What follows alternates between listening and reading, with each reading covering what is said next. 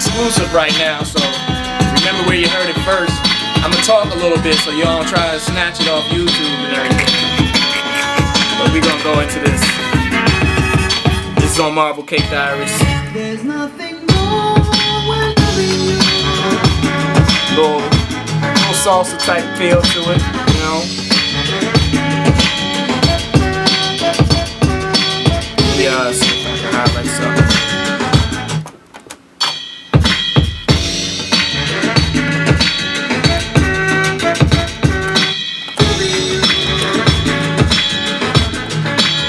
Yeah, so don't try and do anything with it, I'm telling you.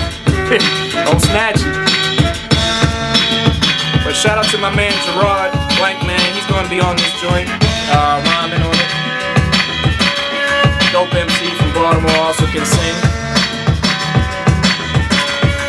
Give me a little last taste of that.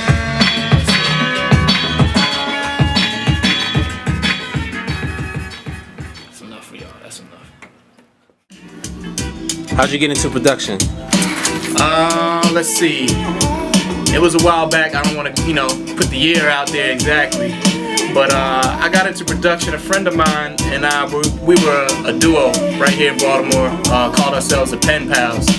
And at the time, we looked at ourselves like we wanted to be the next gang star. A duo, somebody on the beats, and me on the mic. So my boy was holding down the beats on the SB 1200 back then, and we just wanted to expand. We got to a point where we said, we could use some more sounds, and so I got a credit card somehow, some way, and I went and I picked this baby up right here, the Onsonic ASR 10, and it's been with me ever since. And so at that moment, we wanted to, like I said, expand our sound, and so it was on me to learn how to use this.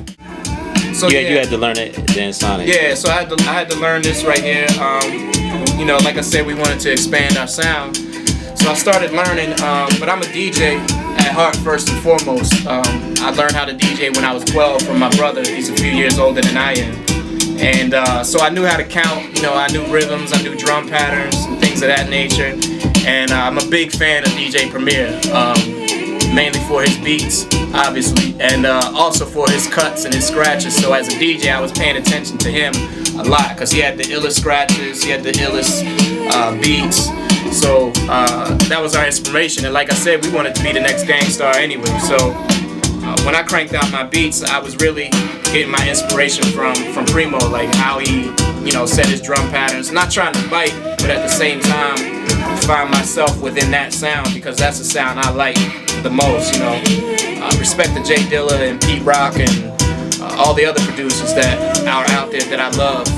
But I just got attached to Premier's style for whatever reason, and so I was studying a lot of his music and trying to find myself within that. So that's basically how I got my start in producing and making beats. Okay. Who are your top 5 producers? Ooh, top 5 producers. Well, obviously Premier, Pete Rock. I put Dilla in there. I think Cat Sleep on Q-Tip. He's definitely in my top 5. Man, this is tough, man. The RZA, Eric Sermon, like I go back and forth between the two of those, but I'll keep it to the top 5, and I'll just say the RZA. That'll round out my list. Okay. Yeah.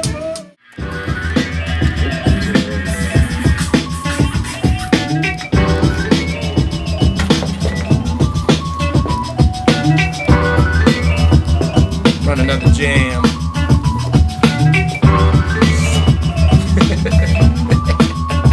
It's my engineer making fun of me, man.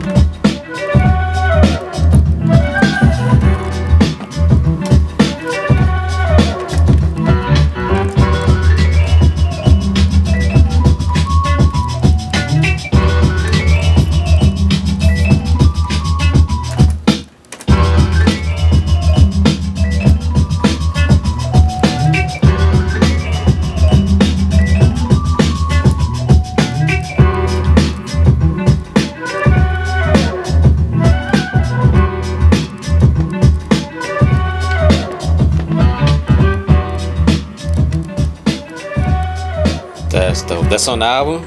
No, it's not actually.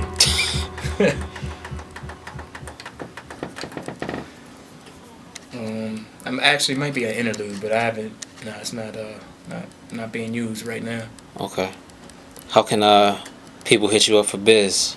If you want to get at me for some business, let's say you can hit me at djfacemusic@gmail.com. You can also follow me on Twitter at djfacemusic, and that's pretty good. I mean, you know, you can get at me either one of those two ways. I'm pretty quick on the response. So djfacemusic@gmail or at djfacemusic on Twitter. Well, let me tell you, this guy is busy. We've been trying to do this for almost a year now. Yeah. It's been a long time coming. Yeah.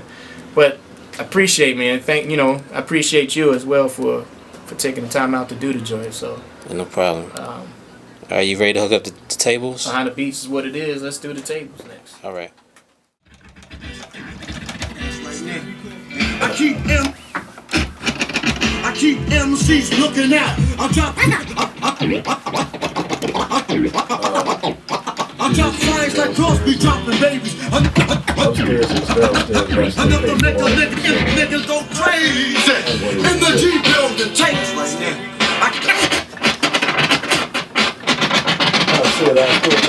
I keep MCs looking out. I drop flyers like Crosby dropping babies. Another make a nigga go crazy in the. All right, that's gonna be one. Let's go. Another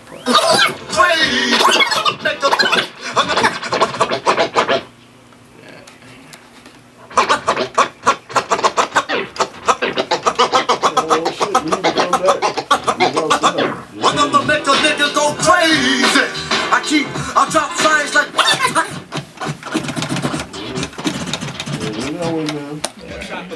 One man army, ain't no stopping me. Word to old dirty, bastards took it out.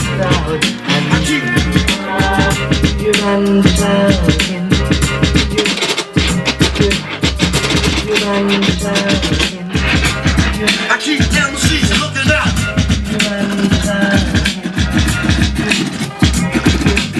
I drop flyers like Crosby dropping babies. I'm in the zone when I'm right here. Sounding like a boxing wheel. Losing all color like a brother up in Yale. Coffin been sealed, I don't need another nail. Keep on doubting, looking over top of me. One man army, ain't no stopping me. Word to old dirty, bastards took it out. I keep MCs looking out. I keep MCs looking out. I keep MCs looking out.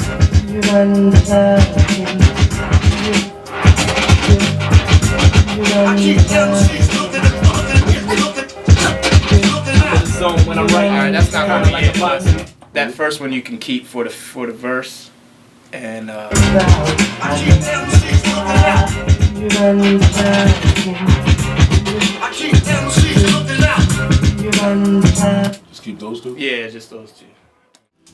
The project I'm working on now, it's called Marble Cake Diaries. It's coming out mid to late summer.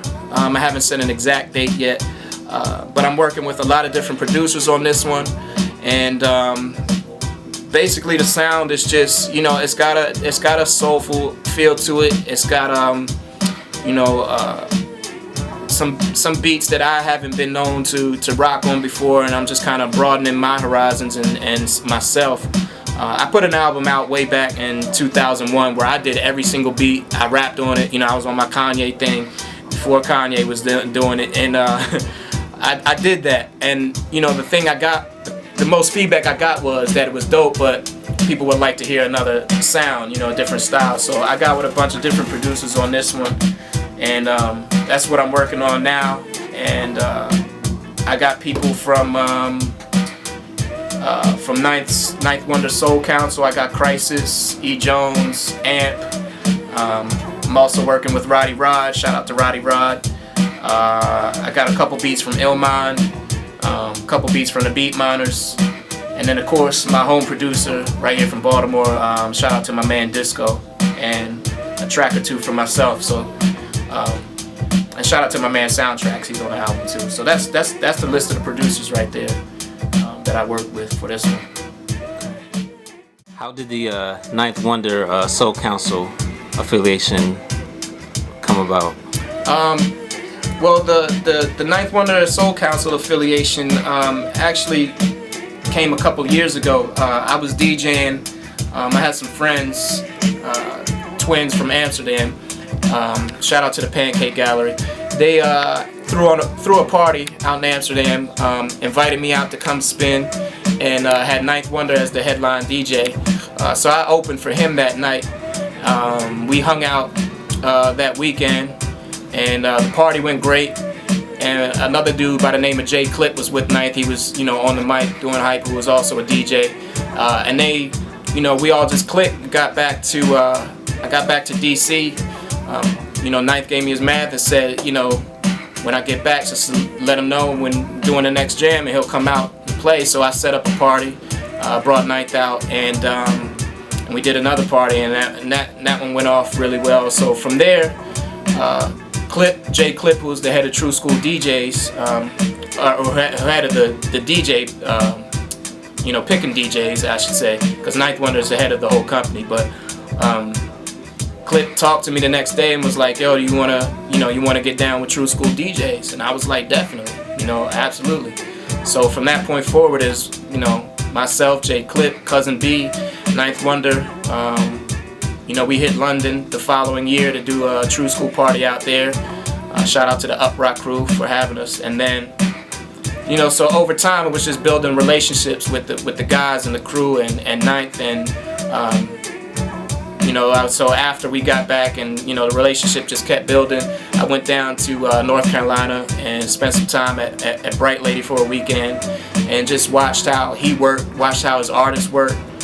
Got to know some of the producers down there, and then it just became a family for real. Like these are real down to earth people, real cool people. They open their doors and their arms up, and I'm definitely appreciative for that. And so from there, that the relationships just built from there. And so when I got back home, I was able to just email Crisis, hit him up, and then we chatted back and forth. I got some beats from him. E. Jones was, he and I just clicked at parties, and he's a cool dude, funny dude, and then, got beats from him. So it was just a matter of time, just building relationships, learning everybody, and then I was always working on my project, and I was going to do this regardless. So to be able to know these guys at this time was just, perfect time, and it just fell into place where I could get some quality production and, and put out a good project, hopefully. I keep down the seats looking out. I keep down the seats looking out. I drop lines like Crosby drop the baby. I got to make the niggas go crazy.